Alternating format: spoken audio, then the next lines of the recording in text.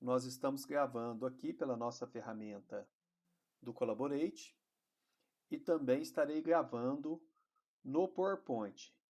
O vídeo do PowerPoint será disponibilizado via YouTube, né? Ficará um link aí disponível no ambiente e nós teremos duas possibilidades para rever a aula esse plantão de hoje. Ok? Então vamos lá. Boa noite, então. Meu nome é Alessandro Messias Moreira e eu estou trabalhando com vocês a disciplina de projetos, didática e metodologia, aqui dentro do curso de especialização da metodologia de SOP, né?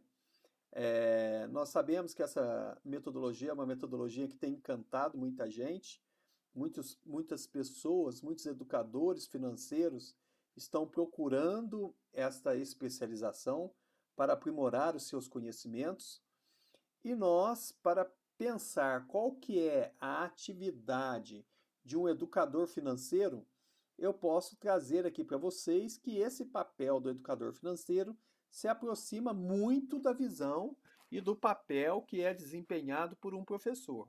Por isso a disciplina de didática, de metodologia, de projeto. E hoje nós trabalharemos algumas visões determinantes que vai dizer da postura do professor e automaticamente vai dizer da postura do educador financeiro, já que nós estamos aqui apresentando uma proposta que coloca você, educador financeiro, como um professor que vai trabalhar os conceitos, vai trabalhar a prática desta metodologia, que é uma metodologia extremamente simples e rica para a pessoa que quer aprender a administrar a sua própria vida financeira. Então, somente uma apresentação rápida. O meu nome é Alessandro Messias Moreira. Estou trabalhando aí com essa disciplina desde o início da parceria do UNES com a DSOP, né, Educação Financeira. E a minha graduação é em Psicologia. Sou mestre em Desenvolvimento Humano, doutor em Educação. Algumas disciplinas que a gente trabalha e ministra aqui na instituição: Didática e Metodologia, Pensamento Científico e Metodologia da Pesquisa, Concepções de Educação e Empreendedorismo, Técnicas de Negociação, Comunicação Organizacional, Gestão de Pessoas e Simulação Gerencial. Vocês podem visualizar logo acima a capinha, né? A capa aí, a foto da capa do livro que eu lancei em 2015, que é o Ser Professor, Representação Social e Construção Identitária. E também tem um livro aí, um capítulo no livro Desenvolvimento Humano, Interdisciplinaridade e Pesquisa, Estudos de um Programa de Pós-Graduação. Dentro dessas disciplinas que eu ministro, eu falava aí, as duas primeiras que eu apresentei, é didática e metodologia e também pensamento científico e metodologia da pesquisa. São coisas distintas, mas que aqui na nossa disciplina, devido à carga horária, nós tentaremos trabalhar a didática e a metodologia e os projetos, mas também trazer para vocês alguns conceitos básicos referentes ao pensamento científico, uma vez que vocês deverão logo começar a desenvolver um projeto e escrever um projeto de conclusão de curso, um TCC, um trabalho de conclusão de curso. E esse trabalho de conclusão de curso é item obrigatório para a obtenção do título de especialista. Nesse sentido, na minha disciplina, eu já vou apresentar alguns caminhos. Por isso que nós temos no nosso fórum algumas diretrizes baseadas em dois guias, o guia de didática e metodologia e o guia de pensamento científico. Ambos os guias estão disponíveis aí na pasta da disciplina na biblioteca do ambiente. Favor acessar e baixar esse material para seus estudos futuros. E lembro que a nossa última atividade vai ser a apresentação do projeto de pesquisa, que é a ideia que vocês têm para desenvolver um artigo científico ou uma monografia como trabalho de conclusão de curso. Ok? Então vamos lá. Pensando um pouco na didática e na metodologia, quais são os nossos objetivos para esta noite? Nós pretendemos trabalhar um pouco desses objetivos, que é identificar a influência dos eixos epistemológicos sobre a relação professor-aluno e sobre os métodos de ensino. Reconhecer a contribuição de vários educadores através dos tempos sobre as diversas metodologias de ensino. Entender as vantagens do ensino como produção do conhecimento através de uma metodologia adequada. Vejam bem, produção de conhecimento e não reprodução do conhecimento. Então, a metodologia de SOP, ela tem que promover uma produção do conhecimento por parte do sujeito, aprendente, por parte do aluno, e não que ele aprenda a reproduzir. Ele tem que pensar, ele tem que ser crítico em relação ao próprio controle financeiro, à administração da sua vida financeira. Nós também trabalharemos a compreensão e a importância do planejamento e da determinação, uma vez que planejar vai favorecer com que você, enquanto educador financeiro, atinja os objetivos do curso, atinja os objetivos da metodologia de SOP e, com isso, faça uma transformação por meio da utilização de ferramentas adequadas na vida do seu aluno, do sujeito que está aprendendo. Nós também identificaremos os modelos de avaliação no processo de ensino-aprendizagem, estabeleceremos a relação entre os conteúdos curriculares ministrados, como que essas disciplinas todas podem contribuir para que o aluno reflita, para que o educando financeiro possa assumir uma postura crítica frente ao seu próprio dinheiro, frente aos seus próprios recursos e saiba utilizar esses recursos de forma adequada.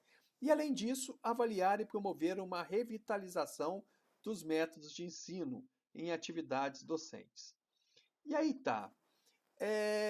Para se pensar isto, como eu trouxe lá no início do tema da nossa aula, que nós estaremos trabalhando com algumas concepções teóricas, e estas concepções teóricas, elas indicam a forma e o jeito do professor pensar e agir. Então, por isso, nós trabalharemos algumas concepções para chegar numa concepção que é mais apropriada e que se adequa na nossa concepção e percepção àquilo que a metodologia deve ser. Uma metodologia que promova a produção do conhecimento do sujeito, relativo ao quê? Ao próprio controle financeiro da sua própria vida. Então, a primeira concepção teórica que nós gostaríamos de apresentar aqui, e vocês já devem conhecer, já devem ter ouvido falar, já devem ter nos diversos cursos que já fizeram, que é ambientalista comportamentalista.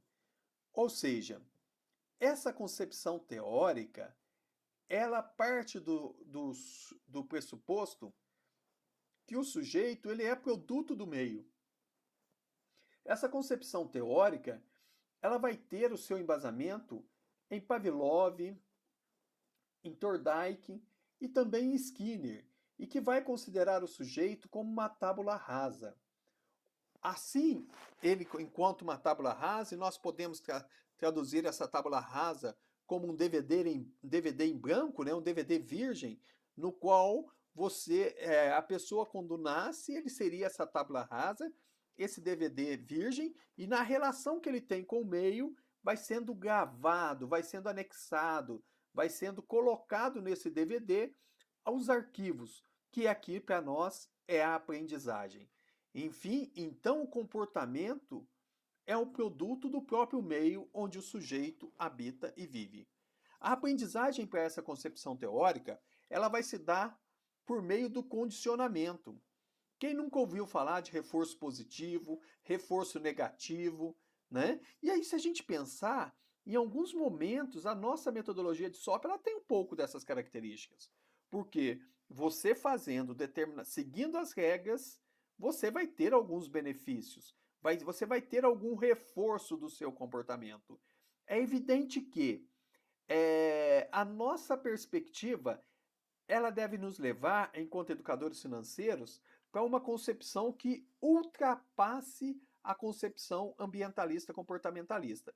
Não que ela não tenha alguns pontos positivos, ela tem, ela é importante, mas é porque tem outras concepções que enxergam o sujeito de uma forma muito mais ampla e que se encaixa muito mais adequadamente e explica muito melhor os processos de ensino e de aprendizagem. que nós vamos chegar daqui a pouco. Então, nessa concepção teórica, ambientalista, comportamentalista, o homem é produto do meio onde ele vive. E a experiência, a aprendizagem, ela é fruto da experiência. Então eu aprendo por meio da experiência. E por meio do quê? Do condicionamento, dos reforços positivos que eu vou recebendo na vida. Quem nunca ouviu falar aí do ratinho, do condicionamento do rato, né?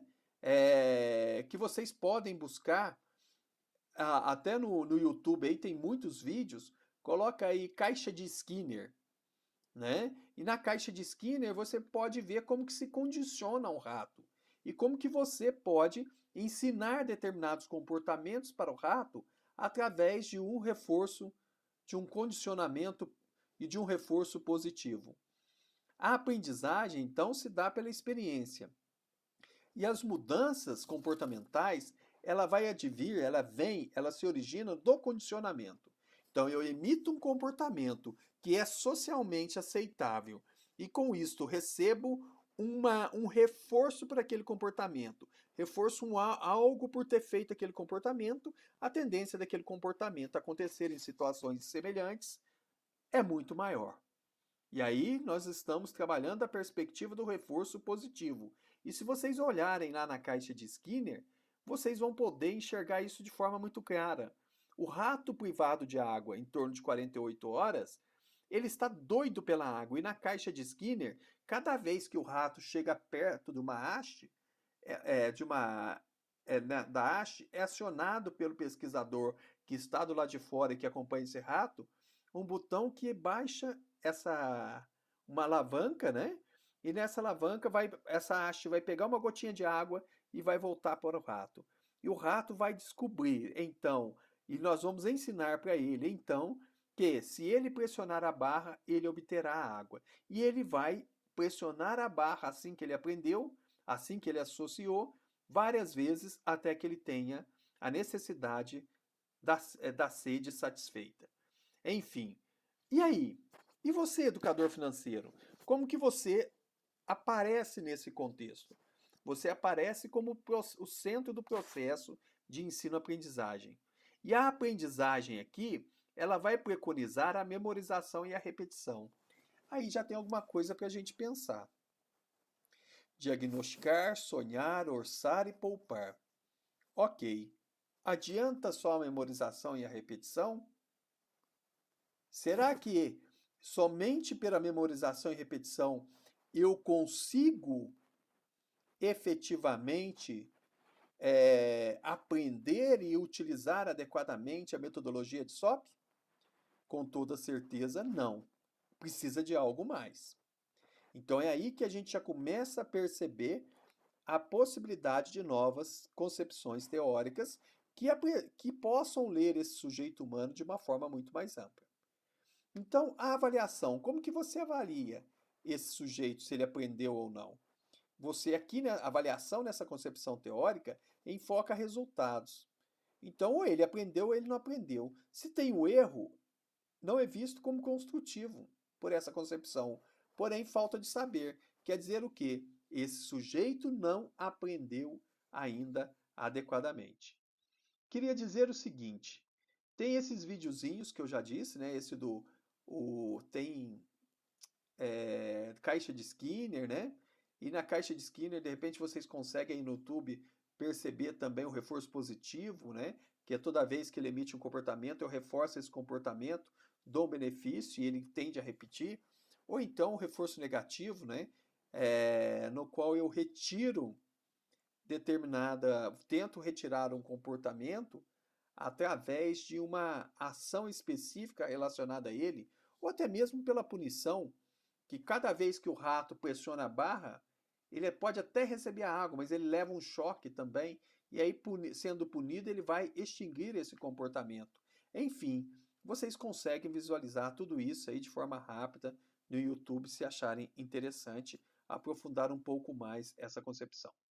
Vamos lá. Uma outra concepção que se apresenta é a concepção que entende o sujeito humano como um sujeito inato, um sujeito caracterizado pelo biológico, um sujeito que tem uma alta determinação pela carga genética. Então a gente entende o seguinte: esse sujeito possui estruturas pré-formatadas dentro de uma perspectiva de totalidade organizada. Tá, então tá. Quer dizer que aprender ou não aprender a metodologia de SOP pode ser associado a uma condição inata desse sujeito, aquilo que vem com ele, que vem de origem genética desse sujeito. E nós sabemos que o ser humano é muito mais que isso, né? Que o ser humano, ele pode romper com o inato, ele pode aprender, ele pode se desenvolver. Então aqui se apresenta alguma limitação para essa concepção teórica. A aprendizagem é vista aqui como um desenvolvimento maturacional e prontidão. O que quer dizer isso? Ele vai aprender se ele estiver maduro o suficiente, se ele estiver maturado o suficiente, se ele estiver pronto o suficiente para aquela aprendizagem. Se ele não tiver, ele não vai aprender. Aí a concepção inata, né? Que vem com ele. Então, espera aí. Se ele não está na maturidade, eu tenho que aguardar o quê? Que ele esteja no ponto para aprender determinadas coisas. E aí eu pergunto para vocês, será que o ser humano é assim? Será que nós temos esta maturação aí mesmo? Será que cabe a você, educador financeiro, aguardar a maturação? As dificuldades para essa concepção teórica, elas têm origem em causas genéticas e hereditárias, né? Então, se não aprende, o problema é numa causa genética, numa causa hereditária. Ele não aprende e percebam que quando eu estou localizando, eu estou trazendo que o problema da dificuldade está no genético e no hereditário, eu já de antemão já localizo o problema. O problema está na onde? No sujeito mais fraco da relação. Que sujeito é este? O aluno. Porque nós, educadores financeiros, nós, professores, nós temos o conhecimento. Nós somos detentores do conhecimento. E se ele não aprende, a culpa é dele. E aí volto à pergunta: isto é uma verdade? Será que é assim? Será que o sujeito não pode, pela linguagem e pela comunicação, se desenvolver e aprender? Será que a aprendizagem e desenvolvimento não é muito mais amplo do que a nossa própria possibilidade genética e inata? Será que um sujeito deficiente não pode desenvolver outras competências, outras habilidades? Podemos pensar até numa certa elasticidade do próprio cérebro para aprender e fazer de forma diferente e chegar ao seu desenvolvimento, ao seu crescimento e à sua aprendizagem? Eu acredito que sim. Então, o sujeito humano ele vai além ainda dessa concepção teórica. Essa concepção teórica, que tem também a sua parte pensada a partir da Gestalt, né, que significa psicologia da forma, é de que todo ponto de vista é a vista de um ponto, né? Então, o sujeito, né, através dessa maturação, ele pode estar ou não apto para o processo de aprendizagem, né? Passando para frente, nós chegamos na concepção psicogenética, né? Que é uma concepção que tem o seu pressuposto teórico embasado em Piaget. Essa concepção teórica pretende superar o reducionismo das outras concepções. Bacana, né? Então, pretende superar, então quer dizer que ela vai acrescentar um algo a mais. Até agora, gente, eu estou dizendo que tem suas limitações, mas eu não estou querendo aqui dizer para vocês que não tem nada que se aproveite nas outras concepções. Muitas vezes a repetição ajuda em determinados momentos, que é uma característica do ambientalismo, né? Do behaviorismo. Às vezes, lá na sala de aula, ou numa atividade que você dá, você oferecer um prêmio, um livro, um cofrinho de SOP, isso pode ajudar a motivar e a promover a aprendizagem. O que a gente quer dizer, quando traz aqui que pretende superar o reducionismo, é porque essa concepção traz algo para além, ainda mais importante. Então, essa concepção vai ver que o conhecimento não advém somente da experiência, né? Ele vem da experiência, sim, mas ele tem muito mais do que tem uma condição do sujeito também e da própria condição de reflexão desse sujeito. Ele recebe influências, sim, hereditárias, como nós podemos ver no inatismo, né? Orgânico, maturacional, sim, mas ele vai para além disso. O conhecimento está na interação do sujeito que aprende e o objeto a ser aprendido.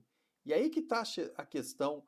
Há uma interação entre o aprendente, entre o sujeito que aprende e o objeto a ser assimilado, a ser aprendido. O desenvolvimento parte de estruturas simples para as mais complexas, né? Então, nessa concepção teórica, vai dizer vai partindo do simples para o mais complexo. E aí os estágios de desenvolvimento de Piaget nos ajudam a entender um pouco essa concepção. Embora nós vamos chegar numa concepção ainda mais avançada do que essa daqui a pouquinho. O professor e o aluno, como que a gente enxerga esses dois sujeitos? Por meio de um diálogo fecundo, onde os erros são integrantes do processo de construção do conhecimento. E a aprendizagem acontece entre pares, em regime de cooperação. Seguindo, nós chegamos numa concepção que acreditamos ser a mais interessante para se pensar o sujeito humano, para se pensar o meu educando financeiro e para se pensar a relação que eu, enquanto educador financeiro, devo estabelecer com ele. Então, essa concepção teórica, que tem entre seu principal expoente Vygotsky, nós podemos pensar que a linguagem está relacionada com a interação social. A linguagem e interação social ocupam um lugar de destaque no que? Na construção do pensamento e do conhecimento. Conhecimento provém do social. Então é na relação com o outro que eu cresço. É na relação com o outro que eu me torno reflexivo. É no contato com o outro, pela comunicação e pela linguagem, que eu aprendo e que eu me desenvolvo enquanto sujeito humano. Ao homem, a você, que é educador financeiro, o que cabe? A você cabe assumir o papel de mediador das relações. Você não entra aqui como dono do conhecimento da DSOP, mas você entra aqui como aquele que, através de um papel de liderança, ocupa o lugar de mediador das relações estabelecidas com os seus educandos financeiros. E com isso, você favorece e faz com que o sujeito tenha condições de construir o seu processo de aprendizagem na troca com você e na troca com os colegas, com os pares do processo educativo. Por isso eu pedi para vocês participarem do fórum. Porque no fórum nós todos podemos aprender uns com os outros. Porque o conhecimento não está aqui com o Alessandro, ele está compartilhado entre nós. E aí, educação financeira, você não vai falar de educação financeira para uma pessoa que nunca ouviu falar disso. Algo ele já ouviu, ele já tem um certo dinheiro, ele já trabalha, às vezes ele ganha lá um certo valor e ele tem que administrar esse valor até o final do mês. Então eu estou trabalhando com alguém que tem um conhecimento prévio, mas que precisa compreender e conhecer a metodologia que eu apresento para que ele tenha uma melhor condição de lidar com o seu próprio dinheiro, com os seus próprios projetos e com os seus próprios sonhos. Então, o homem mediatiza suas relações. Você, professor, você, educador, é o mediador. Percepção, memória, atenção, pensamento verbal, linguagem se formam nas relações sociais, pela e na linguagem. É a linguagem que é o aspecto principal. Então, se o sujeito acha que ele não sabe, que ele não aprendeu, é por conta dessa relação, é por conta do feedback, é por conta com a troca do outro e daquilo que as pessoas foram passando para ele como interessante ou não e como ele foi assimilando isso. A aprendizagem e desenvolvimento nessa concepção são aspectos distintos e interdependentes, e a intervenção passa a ser fundamental no processo de construção do conhecimento.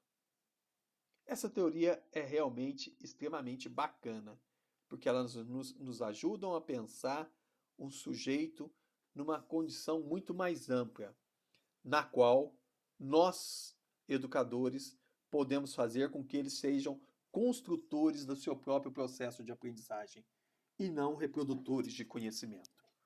Então, aqui, neste quadro que vocês estão visualizando, nós temos aí uma síntese dessas 4 teorias.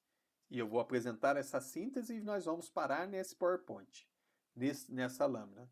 E no nosso próximo plantão nós trabalharemos outras questões. Primeiro, nós temos aí 4 teorias que nós vimos hoje. O behaviorismo, né, o ambientalista comportamentalista, o gestaltismo, que é o inatismo, né, a teoria piagetiana e psicogenética, né, e o socio-interacionismo. Para cada uma dessas teorias, nós vamos ver qual que é o papel do sujeito, como que é visto o sujeito, qual que é o papel do professor, como que é a atuação do professor nessa concepção, como que se dá o desenvolvimento e a aprendizagem por essa perspectiva teórica, e como que você, enquanto educador financeiro, avaliaria o seu educando nessa concepção. Então vamos lá. Behaviorismo. Ambientalista comportamentalista. O sujeito, ele é fruto do meio. Então, o meio corrupto leva o sujeito a ser corrupto.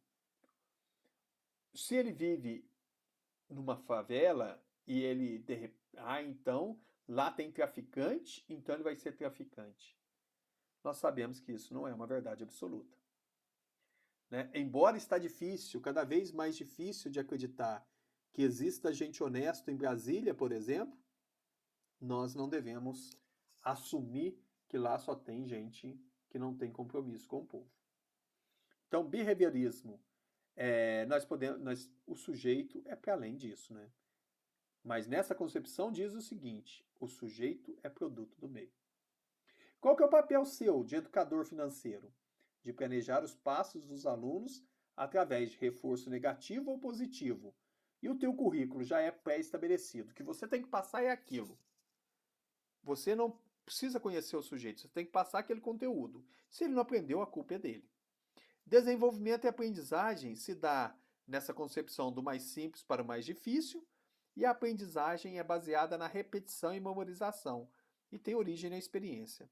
Não adianta, aí eu vou trabalhar com vocês, embora aqui está dizendo que é na memorização e tem origem na experiência, não adianta nada eu saber o que é de SOP, o que é essa concepção, se eu não tiver uma transformação interna, se eu não tiver uma perspectiva que passa pela linguagem, pela comunicação, que me transforme e que faça eu perceber essa concepção teórica de uma forma muito mais ampla.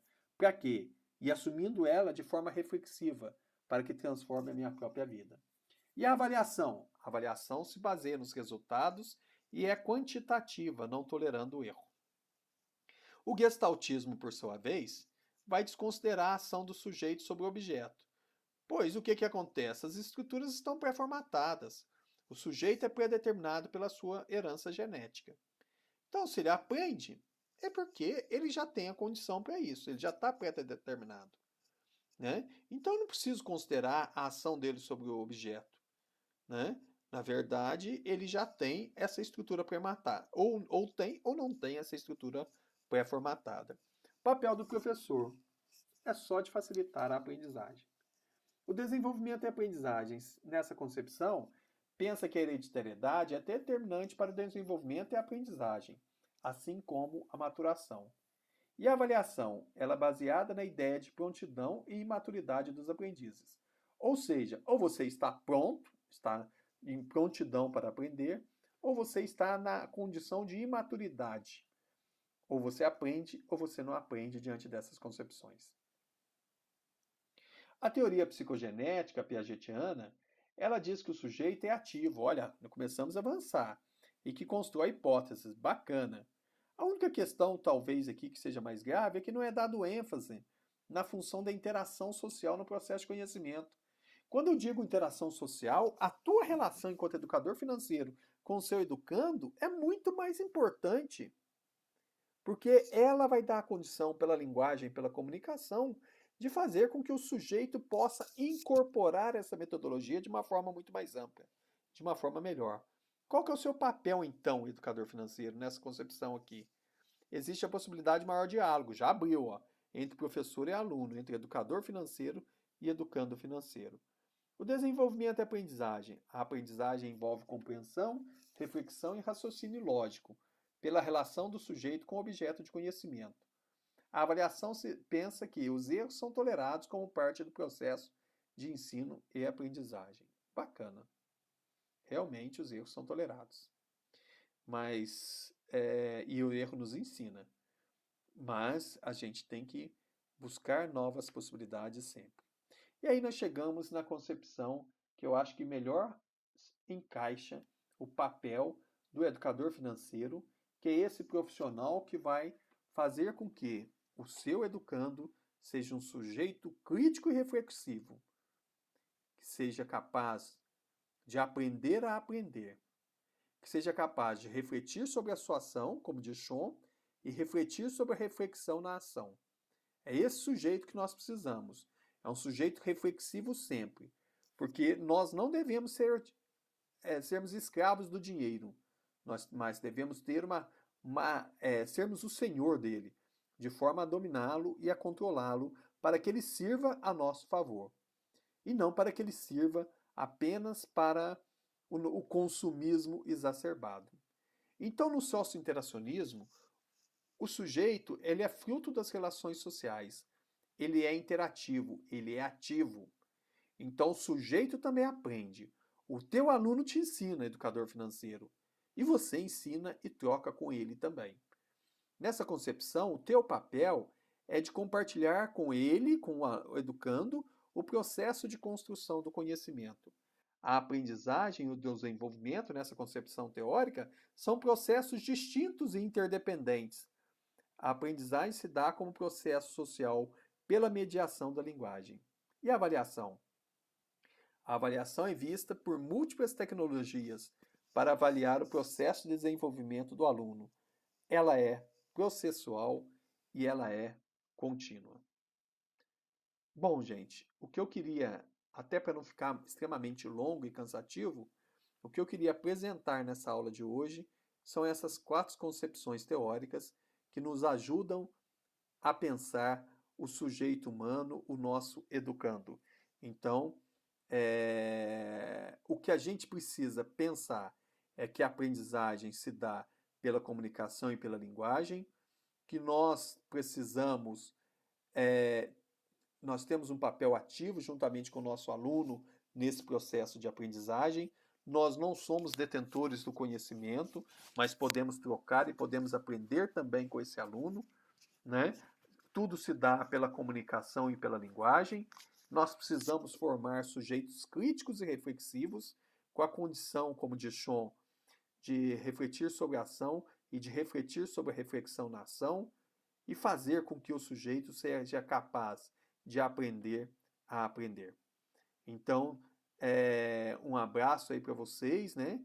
E nós precisamos, então, pensar que ser educador financeiro tem uma importância tremenda, sobretudo quando nós olhamos para aquele que está do outro lado com todo respeito, reconhecendo nele um conhecimento prévio e trocando experiência com ele.